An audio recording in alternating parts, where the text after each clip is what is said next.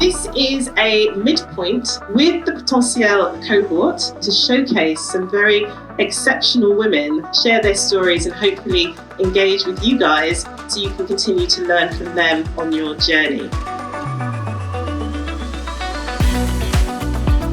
Ce soir, c'était la consécration d'une vision.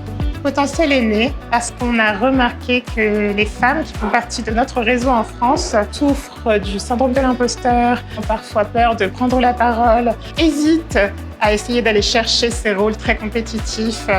Et ce qu'on essaye de faire à travers Potentiel, c'est d'identifier des jeunes femmes qui montrent un fort potentiel que l'on veut tout simplement développer pour qu'elles suivent la route des femmes exceptionnelles qui existent dans toutes les industries compétitives, élitistes, qui leur prouvent de par leur existence que c'est effectivement possible.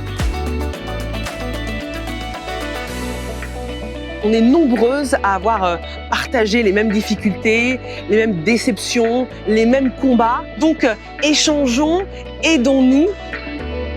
Il y a très peu de femmes en fait qui osent dire, qui osent parler des difficultés en fait qu'elles peuvent rencontrer et qui donnent des solutions concrètes, pratiques et applicables.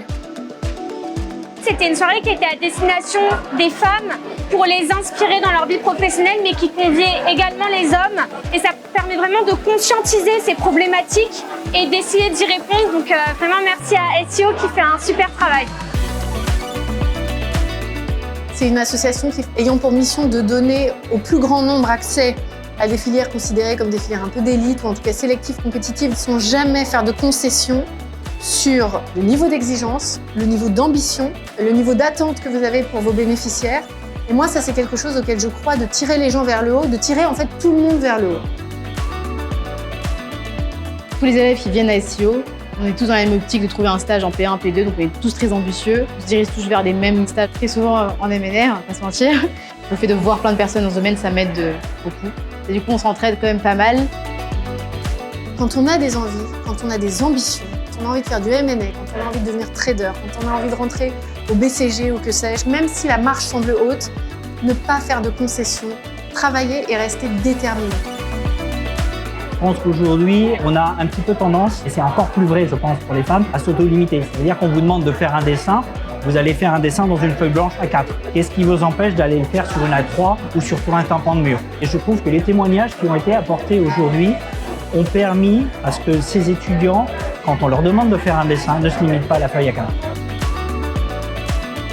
Il faut en finir avec ce syndrome de la bonne élève et sans agressivité, sans rage, mais se mettre en avant et dire « j'aimerais avoir tel poste, j'aimerais avoir telle rémunération » et ne pas s'effondrer quand on n'obtient pas ce qu'on veut la première fois, la deuxième fois. Il faut persévérer et surtout ne pas se préoccuper non plus du regard des autres. Ça, c'est très important.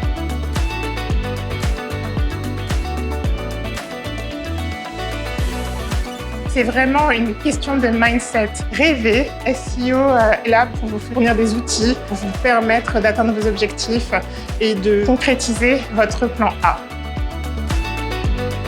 Merci SEO.